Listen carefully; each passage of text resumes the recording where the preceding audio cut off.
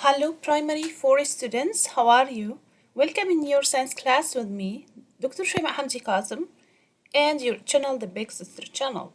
As now, we will study two lessons, Lesson 3 and Lesson 4 from Concept 1, Unit 2. So, let's start. First, we have Lesson 3. Activity 7, Stopping Motion. We studied how the objects move, and this is by applying force on them, like this cute boy.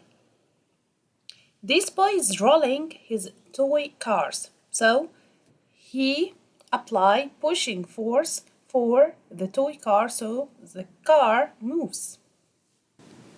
And as you push the toy car hard, it will travel farther distance, long distance. So now it's time to know how does the object in its motion stop. As we have a moving object, how to make it stop? Or how does it stop? As you see here, what do you need to stop this car? To stop this car, it needs what here? And this is the direction of its movement. Let us see this. Yes, it needs a force applied in opposite direction to make it stop, slow down and then stop, like we see here with the toy cars. So the answer of our question, the object stops when a force of the same amount is applied on it in the opposite direction. So the force must be the same amount, equals to the force that make this object moves, and also in the opposite direction. And this is a very, very important point. We saw that before when we said that the ball, the moving ball, stops when the goalkeeper pushing against it, as the goalkeeper apply force in the opposite direction of the movement of the ball and equals to this movement. What is the result? The ball stops. Also, this for any moving object. It needs force which is the same amount and opposite to the force that causes the movement of the object. Okay? So, the force that stops a moving object may be one of the two cases. Easy to be observed, we can see this force or the result of this force, and hard to be observed. It's hard for us to see this force, to know this force. We will start with the force that easy to be observed, as when the car crashes into a wall. So when it hits the wall, what happens? It stops. Why? Because the wall applies a force equal to the force of that pushes the car and opposite in its direction. It looks like the balanced forces. So the car stops. So if we have a give reason for when the car crashes into a wall, it stops because the wall applies an opposite force with the same amount of the force that pushes the car toward the wall. So the car stops. Here we finished talking about the force that stops moving object that may be easy to be observed. Now we will see the force that stops moving object that may be hard to be observed, like when a car runs out of fuel. What the meaning of runs out of fuel? That there is no fuel in the car. So what will happen for the car if there is no fuel in the car? Yes, the car will slow down until it stops. And this is why, because of a force that acts in the opposite direction of the car movement direction, which is called friction force. Friction force. What is this force? This is a force that applied from the rubbing of two surfaces. As here we have the rubbing between the tires of the car and the road. So this applies a force which called friction. This friction force slows down and stops the car. We have the friction force that applied because of the rubbing between the tires and the road. Also we have air friction, as the air blows in the opposite direction of the car's surface, and this make also friction force that slows and stops the car. Here you can feel this air friction force when you are looking from the car while the car is moving. You feel that the air comes in the opposite direction of the car's movement. Yes?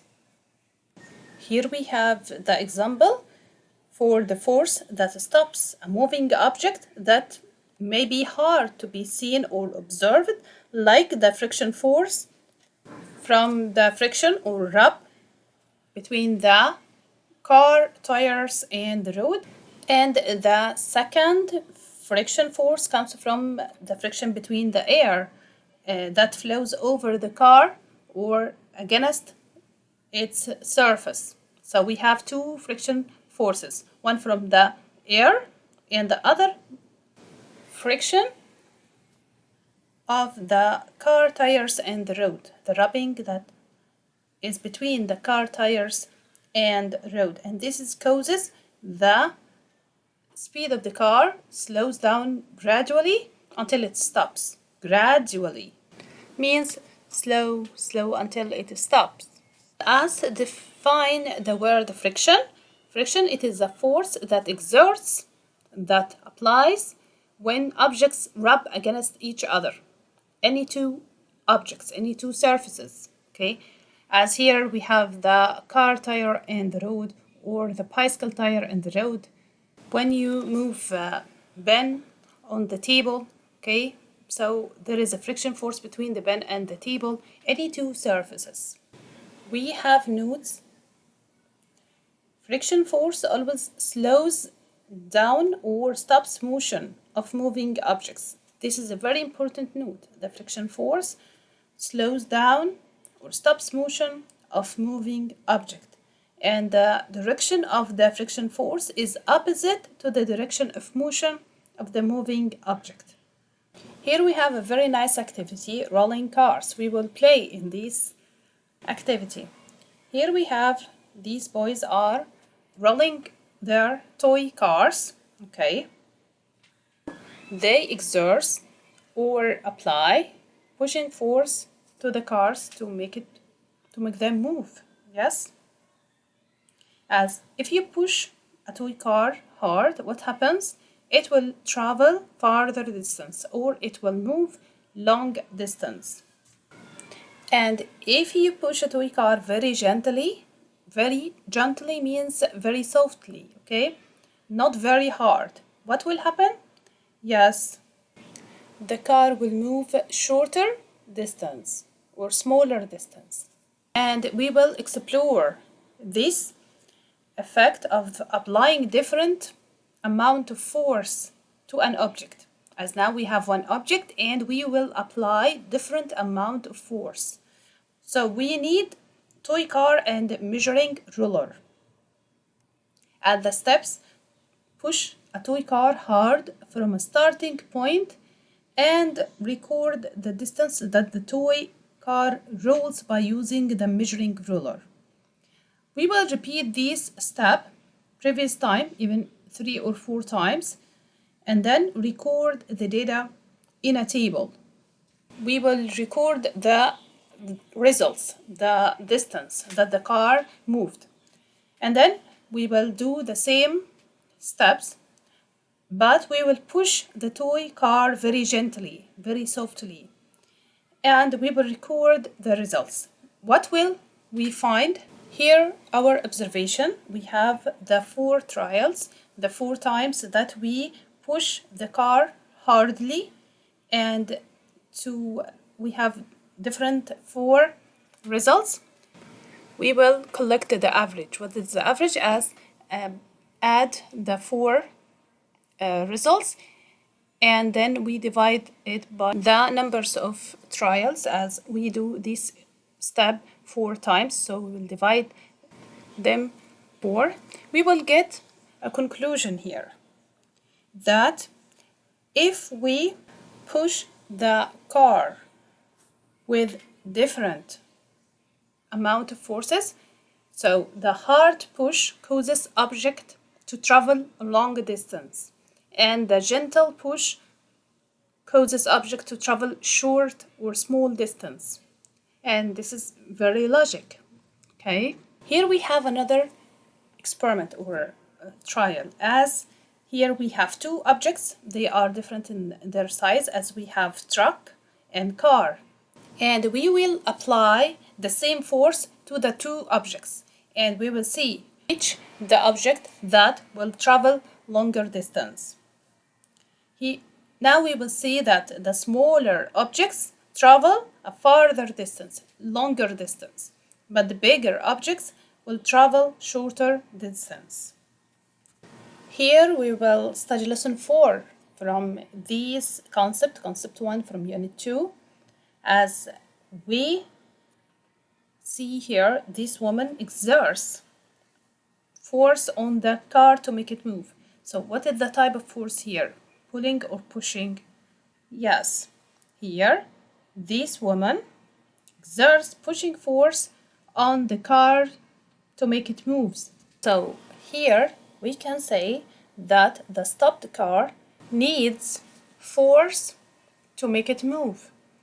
So here, as we see in this picture, the man applies this force to push the car to make it move. But also the man, to apply this force, he needs energy. So he gets the energy from the food that he eats. This energy helps him to do activities, even to push the car. So what happens actually? That the force transfers the energy from the man's body to the car. So here, the new information that you will study now, that this force transfers energy from the man's body to the car. And when the man moves the car, so he is doing work. So we can say the work is done. This is a term in science that means when the objects move due to the force that applied on them. So here we can say the work is done.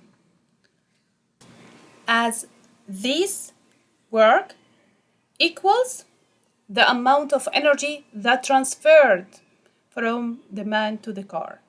So here, this work amount equals to the amount of energy that transferred to the car, from the man to the car. So if the man can't move the car, we will say that work isn't done. There is no work. Why? Because the work equals the amount of energy that transferred to the car that make the car moves. So if the car doesn't move, so there is no work. So the force transfers energy from one object to another, and the work done equals to the energy transferred. The work done is equal to the amount of energy transferred by the force that is used to move an object. If this object moved, so that means that the work is done. So here we have a relation between the force, energy, and work. Force and energy are different, but they are related to each other, as the force is the effect that changes or transfers energy. As the force, this is the thing that transfers the energy from one object to another. And when the object changes its position or moves, So that means that the work is done, and the energy that transferred is allowed to do work, able to do work. Okay, here we have for fun, as you see here, Tom tried to pull the door. Here the door is opened, so we can say that Tom exerts pulling force on the door. This force transfers energy from Tom to the door. As the door opens or pulled, so the work is done. But here in another situation, he is exerting force to pull the door, to open the door, but the door doesn't open. So here there is no work. Work isn't done. Okay? Force is the effect that transfers energy and make this energy allow to do work, to cause a change or to move other object. Okay, with this information we finished our lesson, so don't forget to subscribe, like and share my channel. Thank you for watching. See you next video inshallah, and goodbye.